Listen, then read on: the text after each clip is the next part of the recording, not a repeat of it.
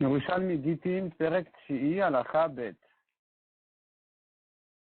הרי את מותרת לכל אדם, אלא לאבא ולאביך. Le mari a donné le guet à sa femme en lui disant, tu es permise à tout homme, sauf à mon père ou à ton père. L'achai ou l'achaïch, à mes frères ou à tes frères. L'eved le'akum, à un esclave avec qui de toute façon on n'a pas le droit de se marier, ou à un goy, ou le chol mishen la kiddushin alav, ou à n'importe qui avec qui elle ne peut de toute façon pas se marier parce que les kiddushin ne sont pas valables. Kasher, le guet il est kasher. Pourquoi il est kasher? Même selon les chachamim qui ont dit qu'on ne peut pas laisser d'exception ou de conditions comme celui-là sur un guet de dire à condition que tu ne te maries pas avec un tel, puisque c'est un tel de toute façon n'est pas un mariage avec elle, n'est pas en mariage avec elle, alors, comme son père, son frère, alors ça ne s'appelle pas une exception dans le guet il est entier, il est kasher. Par contre, il lui dit, Avat muteret lechol adam, donc voici que tu es permise à n'importe qui, sauf, et l'almana le Kohen gadol, sauf en tant que veuve pour un Kohen gadol, donc ce qui est interdit minatora, mais les kiddushin sont valables. Un Kohen gadol qui donne des kiddushin à une veuve, même si c'est interdit, elle est mariée. Grusha vachaluta le Kohen idiot.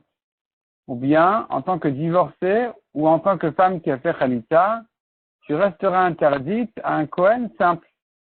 Le guet ne sera pas valable, ça sera exclu du guet. Ou bien, mamzeret untina le Israël. Tu es une femme mamzeret, ou bien netina.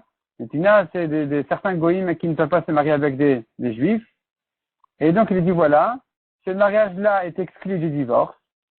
Ou bien, bat Israël et mamzer natin. Si cette femme-là était une bat Israël kshera, il lui dit écoute, un mariage avec un mamzer ou un natin, donc on a dit ceci, certains goïms qui ne peuvent pas se marier avec les juifs, même après conversion, eh bien, ce mariage-là, il sera exclu du divorce. Ou le chol mishesh la alav kiddushin, ou bien, quelle exception sur quelqu'un avec qui le mariage, il est valable, afil ou be'avera, même s'il est interdit, patoul. Cette exception-là, dans le guet, le rend pasoul. Puisque le mariage, il est valable, même s'il est interdit, c'est un problème de laisser ça de l'exclure du guet, donc le guet restera pasoul. Goufo shel guet. Comment on écrit un guet? C'est une nouvelle Mishnah en fait. Comment est le texte du guet? Arrête muteret lechol adam. On écrit dans le guet, voici tu es permise à n'importe qui, à tout homme. Rabbi Yehuda Omer, Rabbi Yehuda dit c'est insuffisant d'écrire comme ça dans le guet, il faut bien préciser que qu'est-ce qui va la permettre à se remarier, qu'est-ce qui va lui permettre à se remarier, c'est le guet lui-même. Parce que si tu écris tu es permise à tout homme et tu lui donnes ce guet, on dirait que c'est une preuve sur le divorce, mais c'est pas le divorce lui-même. Il faudrait que ce soit précis et clair dans le guet, que le guet, ce parchemin-là, c'est lui-même qui fait le divorce. Donc Rabbi Yehuda dit il faut préciser en disant Veden, et ceci, ce parchemin, qui sera pour toi de moi, Sefer Teruchin, un livre de renvoi, Vigeret Shvukin, et une lettre d'abandon, Limhach, pour aller, les Hitnasva, se marier, les Chol Gvar à tout homme, des petites sveyin que tu veux. C'est ce qu'on écrit dans le guet. Comment on écrit dans un guet pour libérer un esclave? Voici tu es libre, voici tu es pour toi-même, en écrivant ça, il est libre. Rabbi Acha dit, d'où on apprend la halakha de la Mishnah qui disait que si on exclut du divorce quelqu'un qui de toute façon n'a pas de mariage avec elle, non seulement qu'il n'a pas le droit, mais que de toute façon c'est pas un mariage, les kiddushin ne sont pas valables, parce que d'où on a appris que le guet il doit être entier, elle a divorcé complètement sans exception. Parce que la Torah nous a dit Kritut.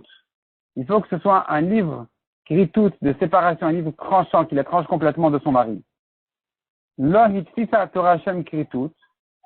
Qu'est-ce qui s'appelle une séparation? Elle est erva sheyesh ba havaya. Elle doit être séparée de son mari pour pouvoir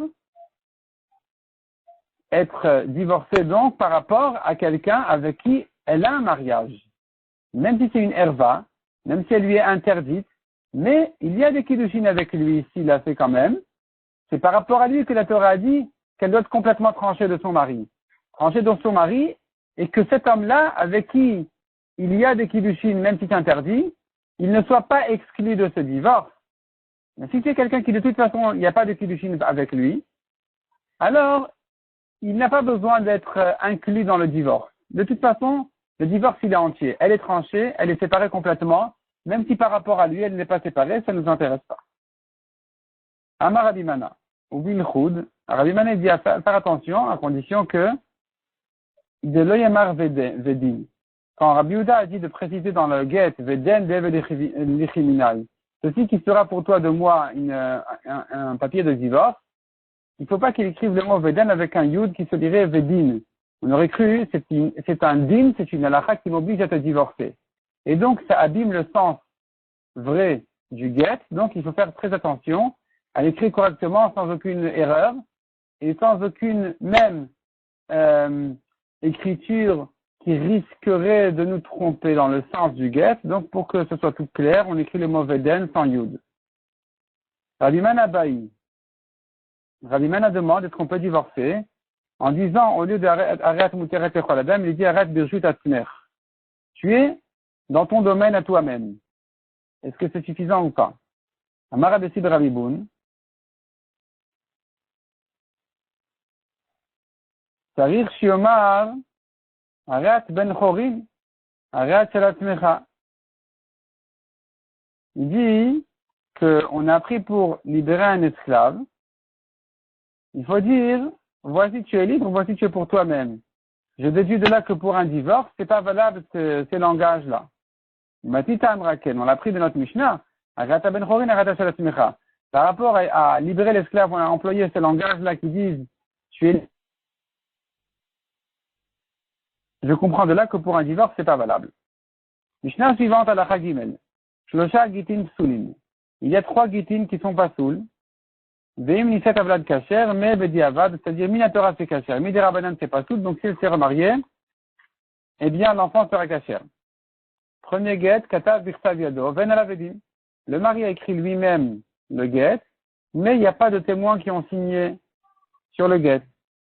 Ou bien yash alavedim, ven bozman. Des témoins ont signé sur le get, mais on n'a pas écrit la date.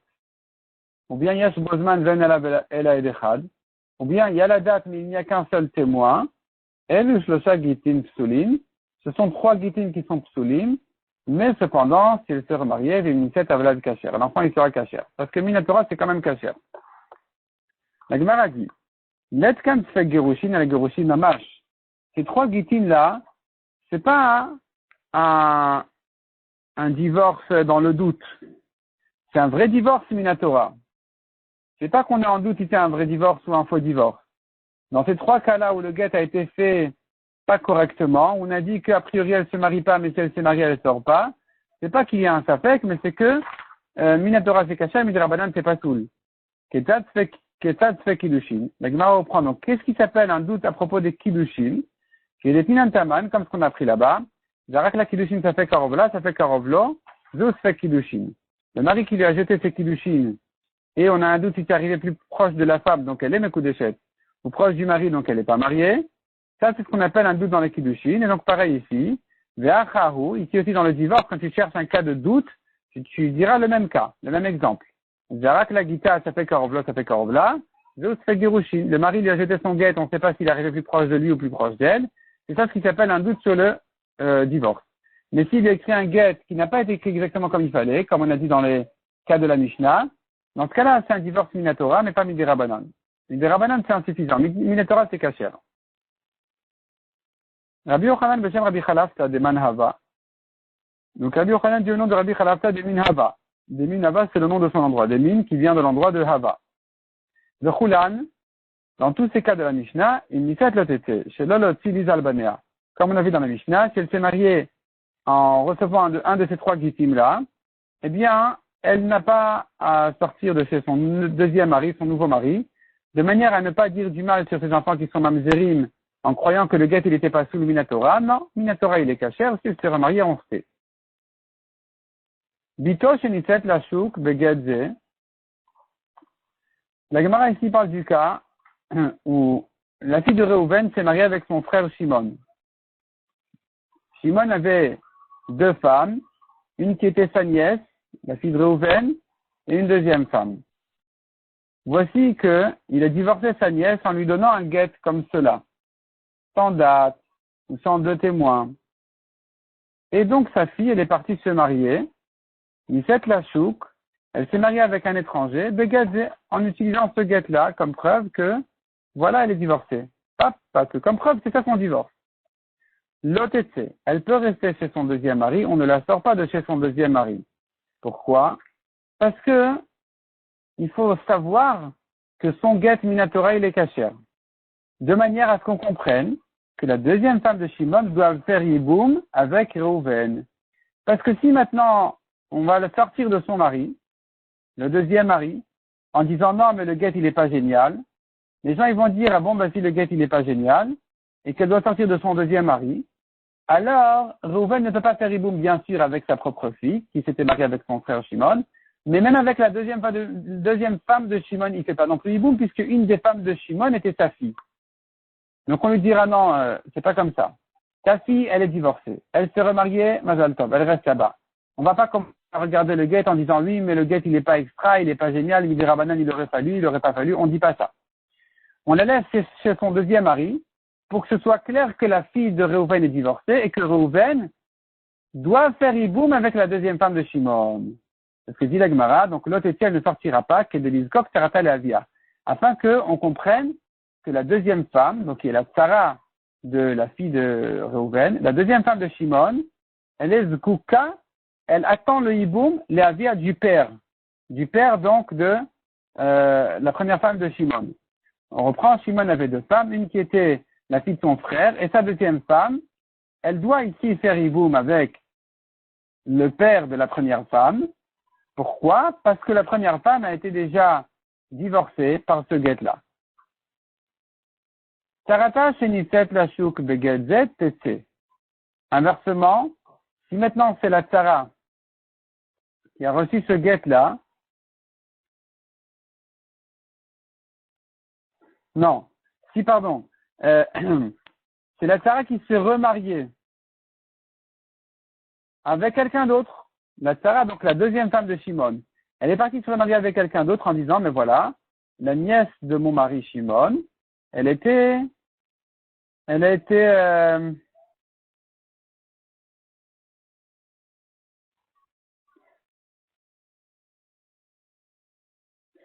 divorcée avec ce guet qui est un mauvais guet. Donc, non, je reprends. Tarata Shinifet la chouk, beged, c'est-à-dire comme ça. La nièce de Shimon avait reçu ce guet-là qui n'est pas extra. C'est pas génial. Les Khatrila, on a dit, il aurait fallu mettre la date, deux témoins. Shimon a divorcé sa nièce. Il s'est divorcé de sa nièce en lui donnant ce mauvais guet, un peu mauvais guet. La Tsara est allée se remarier. Elle est allée se remarier en disant, voilà, donc finalement, mon mari Shimon était marié à la nièce du Yavam, de son frère, pardon, à sa nièce, qui est la fille de son frère, donc ni elle ni moi ne font hiboum. Elle ne tient pas compte du guet qu'elle a reçu. On lui dira, Tété, madame, tu sors de ton nouveau mari. La deuxième femme de Shimon sortira de son nouveau mari parce que le guet est un guet minatora. Le guet que Shimon a donné à sa nièce est un guet minatora. Donc Réhouven n'a plus rien à voir avec sa fille ici. Il ne connaît en hiboum que la deuxième femme de Shimon qui doit faire avec lui hiboum. Si elle s'est remariée, ça ne va pas de sortir. Passons au cas suivant. Bito sheniset le'achiv afilu la'avi alotetse. Ici, c'est une phrase, en réalité, qui apparaît dans les Yerushalmit de Yevamot en entier. Il nous manque ici, cette phrase en réalité, il faut la partager en deux. Il nous manque la fin de la première partie et le début de la deuxième partie. Selon la correction de Raphaël Kanevski, il faut dire comme ça. Bito sheniset le'achiv beged tetse. Si maintenant,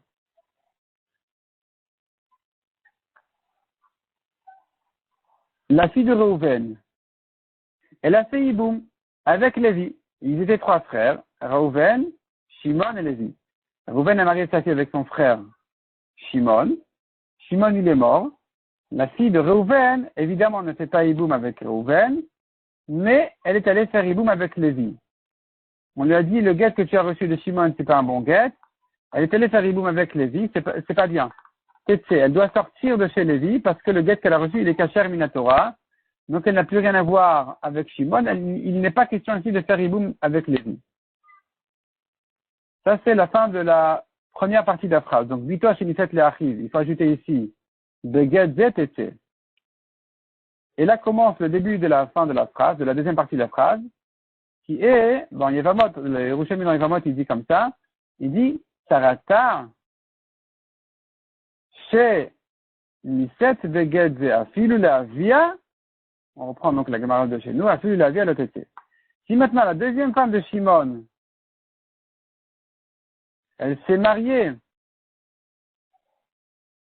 grâce à ce guet-là que Shimon a donné à sa nièce, la deuxième femme de Shimon, elle est allée se marier donc avec Reuven, qui est le père de la première femme. L'otetse, elle sort pas de chez Reuven. Elle a raison de faire hiboum quelque part. Puisque Shimon s'est séparé de sa nièce, donc finalement, Reuven devrait faire hiboum avec la deuxième femme de Shimon. Si c'est ça qu'ils ont fait, c'est bon. L'otetse, elle sortira pas. Je reprends la phrase en entier maintenant. Bito sheniset l'achiv beged ze tete. Karata sheniset beged ze afilu leavia l'otetse. Donc, si la fille de Reuven s'est mariée avec Lévi, c'est pas bien parce qu'elle a déjà reçu un guet. Mais si la deuxième femme de Shimon, elle a fait hiboum avec Reuven, qui est le père de la première, pas malgré, et que la nièce, la fille de Reuven, avait reçu déjà ce guet, c'est bon. Puisque la fille de Reuven est partie de ce foyer, là, de cette famille, alors la deuxième femme, effectivement, l'autre elle ne sort pas si elle a fait hiboum avec Reuven, tout va bien. Tani. La Gemara nous ramène une braïta. Le shtarot halalou, les 3 shtarot cités dans la Mishnah. Un qui a été écrit par le mari sans témoin. Un autre qui a des témoins sans date. Un troisième qui n'a qu'un seul témoin. Si ces shtarot-là n'ont pas été faits sur un guet, mais ce sont des shtarot, des preuves sur une dette, par exemple, il a écrit un shtar sur un prêt de cette manière-là. Ce shtar-là, il n'est pas parfait, mais il n'est pas nul non plus. Qu'est-ce qu'on en fait? Goven ibn Chorin, veno goven min ha-mishabadin. Le créancier pourra utiliser ce shtar-là comme preuve sur le prêt afin d'encaisser des biens libres de son endetté, de son emprunteur, mais pas des terrains vendus. Si maintenant son emprunteur a vendu des terrains, il ne pourra pas aller chez les acheteurs en leur disant « Mais comment vous avez acheté les terrains qui étaient hypothéqués à moi? Voilà, j'ai la preuve. » On lui dit « Quelle est la preuve ?» Il nous montre un shtar qui a été mal fait, qui a été fait sans témoin ou sans date. Alors là, il ne pourra pas le reprendre. La Gemara demande sur ça de quoi il s'agit exactement. Nous avons ici une correction dans le Korban Aïda qui dit comme ça. Non, avant la correction, il y a encore une ligne. Amar Aliba. Hadad et Temar. Cela veut dire, ici il s'agit de Shelo Urzak Shtar Biadam Alvé.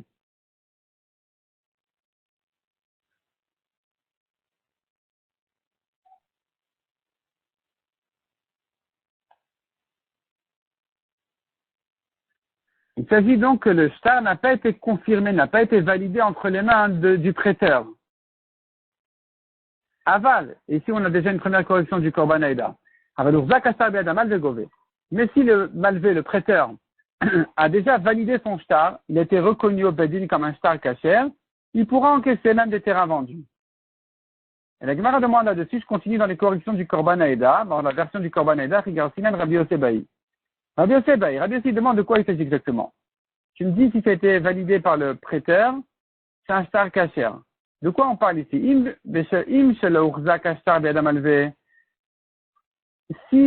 C'est-à-dire, dans quel cas on a dit qu'il peut encaisser des terrains qui sont libres, qui n'ont pas encore été vendus? S'il s'agit chez que le prêteur n'a pas encore validé son shtar, il ne devrait pas encaisser même des terrains libres. C'est un mauvais shtar, c'est un shtar faux. Et la ken anan kaimin, de ça on parle, mais chez Urzakasar biada malvé. Il s'agit que le malvé, le prêteur, a lui réussi à valider son shtar, il a lui validé son shtar, mais il nous manque la date. Et c'est sur ça qu'on a dit qu'il ne prend que des terrains libres et pas des terrains vendus. Et sur ça se pose la question, pourquoi il ne prendrait pas donc des terrains vendus? Pourquoi il dirait pas c'est les acheteurs de son emprunteur en leur disant écoutez, moi je vous précède, je suis prioritaire, j'ai prêté avant que vous avez acheté les terrains, ils sont hypothéqués à moi. Pourquoi il ne peut pas leur prendre? Répond la Gemara, on revient à la Gemara. Rabbi Bisna Amar Vipne Knunia. On craint qu'ils ont fait un coup, un complot. C'est quoi la Knunia? C'est-à-dire comme ça. Reuven prête de l'argent à Shimon. Shimon n'a pas de terrain. Shimon il dit à Reuven, tu sais quoi? L'année dernière, j'ai vendu des terrains. Viens dans le shtar, je n'écris pas de date. Tu iras maintenant chez mes acheteurs en leur montrant le shtar, en leur disant que ton shtar a précédé leur achat. Et que donc les terrains que je leur ai vendus l'année dernière, ils sont hypothéqués à cette dette-là que je t'emprunte aujourd'hui. Et on se partagera, t'inquiète pas, on se partagera ensuite. On se débrouillera déjà entre nous. Et donc ils font une knunia, ils font un complot entre eux pour récupérer les terrains qu'il a vendus il y a un an, l'emprunteur. Et c'est pour ça qu'on va dire non, un shtar qui apparaît sans date ou sans témoin, il y a un problème. Ça sent mauvais là. C'est que la date a été falsifiée et qu'il y a peut-être un complot entre eux, donc ce shtar-là ne pourrait pas encaisser du terrain vendu. Rabbi Avina Amar Mipnei Psoul. Rabbi Avina il dit non, c'est les Chachamim qui ont dit que ce shtar qui n'a pas été fait correctement, il n'est pas soul, même sans la raison de Knunia. La Gemara objecte la raison de Knunia. Et dit Rabbi Avin, Ad Kedoun, jusqu'à présent je comprends ta Knunia, de dire oui, ils ont fait un coup entre eux, mais chez Lava Azaken, le Shibed Azaken, si le père, il a, c'est là on dira, la même personne qui a vendu, c'est un problème. Peut-être que si le shtar du prêt, il n'est pas correct, il est sans date, il est sans témoin, peut-être qu'il y a un coup ici qu'il a fait avec son prêteur pour récupérer les terrains qu'il a vendus au passé. Mais qu'est-ce que tu diras du cas que là-bas, Zakan Veshibed Aben, le père a emprunté et le fils a vendu. Là, c'est pas possible de dire que le fils a vendu les terrains avant que son père n'ait emprunté. C'est pas possible que le père ait emprunté de l'argent après que son fils ait déjà vendu des terrains qu'il a hérités de lui. Il n'y a pas de knunia possible ici. Tu peux dire qu'ils ont fait un coup entre eux, le prêteur et l'emprunteur, c'est pas possible. Non, mais ici, c'est sûr que la raison de dire que le shtar, il n'est pas soul, c'est parce que les chachamim ont dit, il n'a pas été fait correctement, il n'est pas soul. Sans rapport avec la knunia. Même sans knunia, il n'est pas soul. Encore une objection sur la knunia. Et si Rabbi Avin, on a bien enseigné ces trois starotes là à propos d'un guet de femme, d'un divorce. Hitler Memar et Knunia. Quel Knunia il y a ici à faire avec un guet qui apparaît sans date? De toute façon, on ne peut pas récupérer, on ne peut pas encaisser la ktuva avec un guet. Donc ici, le guet ne sert à la femme que pour se remarier. Quel Knunia ils font entre eux? Quel bien ils voudraient voler? L'homme Ipneshu ou Pasoul? N'est-ce pas que là-bas la raison elle est? Que c'est un psoul. Chachamim ont dit c'est pas soul, ici aussi c'est pas soul, même sans la raison de Knunia.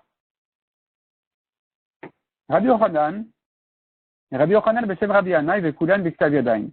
Les trois cas de la Mishnah, où on a dit que le guet il est pas soul a priori, mais si elle s'est mariée, il est cachère, il s'agit qu'il a été écrit à la main du mari.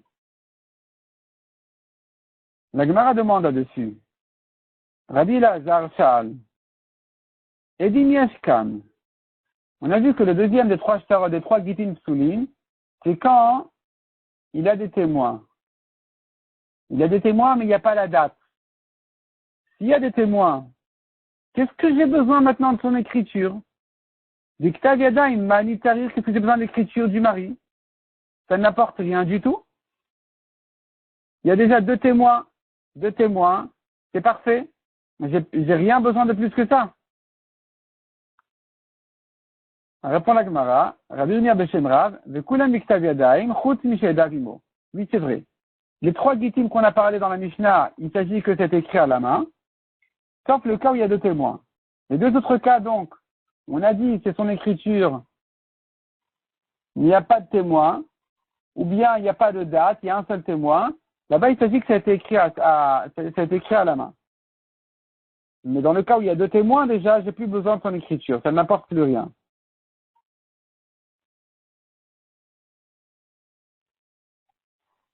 Amar Rav Hamnuna.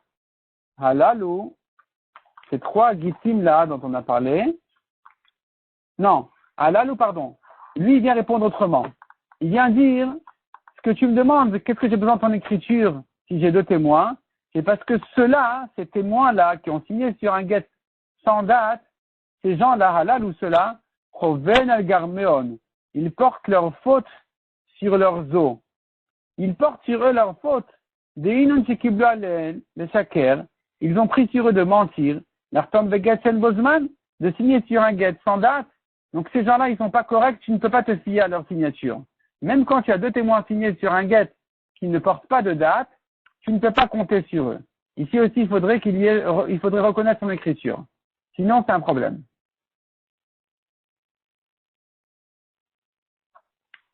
Rabiba bar Hamnuna, Ravada Baracha Beshem Rav, il dit, notre Mishnah, elle est de Rabbi Meiri. Notre Mishnah, elle va selon Rabbi Meir. Rabbi Meir, c'est lui qui dira dans notre Mishnah que puisqu'il manque les signatures dans le get, il y a un témoin, il n'y a pas, ou bien il n'y a pas de témoin. Ce problème-là, ou bien il n'y a pas de date, donc les signatures ne sont pas évidentes déjà, on se demande pourquoi ils ont signé. Donc ici, quand on a dit qu'on ne peut pas la marier a priori avec un get comme celui-là, cette Mishnah, elle pense comme Rabbi Meir qui a dit que l'essentiel des témoins, c'est les signatures dans le get. Mais selon Rabbi Elazar, qui dit que l'essentiel sont les témoins de transmission, qui ont vu que le get est passé de la main du mari à la main de la femme, d'après lui, c'est pas un problème qu'il n'y ait pas de témoins sur le get, il sera caché a priori pour la remarier. Demande à Gemara Machamit Memarken, qu'est-ce que tu as vu de préciser ça, que notre Mishnah va selon Rabbi Meir? Pourquoi tu dis ça? Amar Rabbi Mana. De Ginda Maravuna Beshem Rav, parce que Ravuna avait dit au nom de Rav, sur le Pérec précédent, Kolain Pirka de Rav Meir, tout le Pérec précédent, le 8e Pérec de Gitin, il va selon Rabbi Meir, Chut Mishinashmo Ushma Shemiro Veshemira, sauf le cas, c'est-à-dire tout ce qu'on a dit que les Gitin ils sont problématiques, dans le Pérec précédent, où finalement la date a été calculée selon autre chose que le roi d'ici. On a dit que le get il est pas soul, ça va selon Rabbi Meir. Sauf le cas de Shinashmo ou Shma Shemiro Beshemira, sauf s'il y a une erreur sur le nom du mari ou de la femme, de la ville du mari ou de la femme, ou ça, selon tout le monde, c'est pas soul. De l'autre, Isvor Meimar, ne pense pas dire Kaime de Rabbi Meiri. C'est que le premier Pérec, donc le 8e en fait, c'est le Pérec précédent qui va selon Rabbi Meir. Tanania de Rabbin, mais le deuxième Pérec, le Pérec qui suit, qui est en fait le nôtre, le 9e de Gitin, notre Mishnah, elle va même selon les Chachamim, pas uniquement selon Rabbi Meir. Alors justement, ne crois pas que même les Chachamim, donc Rabbi Elazar serait d'accord avec notre Mishnah à nous de dire qu'a priori le gars il est pas tout s'il manque des témoins. Non. C'est pour ça qu'il a besoin de préciser les Rabbi Meiri. Notre Mishnah ne va que selon Rabbi Meir. Même notre Mishnah du 9e Pérec, elle va uniquement selon Rabbi Meir. Mais selon Rabbi Elazar, c'est pas un problème qu'il manque des témoins, des signatures sur le guet. Amar Rabbi Yossi, il renforce ce qu'on a dit. Il dit, Begin de Rabbi Shmuel Tron Amrim, Alakha ki Rabbi Elazar. Puisque Rabbi Shmuel ont dit, l'Alakha est comme Rabbi Elazar, que l'essentiel c'est les Edem et Sira, les témoins qui ont vu la transmission du guet. Il a dit souvent même que tu ne penses pas dire, Ufacha. Ici aussi, Rabbi Elazar sera d'accord qu'un guet qui manque la date ou un témoin, c'est un guet qui a été mal fait. C'est un guet qui a été mal fait. Il vaut mieux qu'il n'y ait pas de témoin du tout, plutôt que de commencer et ne pas terminer. Tu fais le guet sans date, tu fais un témoin sans le deuxième. Ça montre ici qu'il y a eu un problème sur le guet. Même Rabbi Elazar serait d'accord que c'est pas sous les khatri-là. Comme ça, tu aurais pu croire. Mais c'est pour ça qu'il avait besoin de dire, sache que notre Mishnah va selon Rabbi Meir. C'est pour lui que c'est un problème qu'il n'y ait pas de signature correcte, mais selon Rabbi Elazar, c'est cachère, il n'y a aucun problème.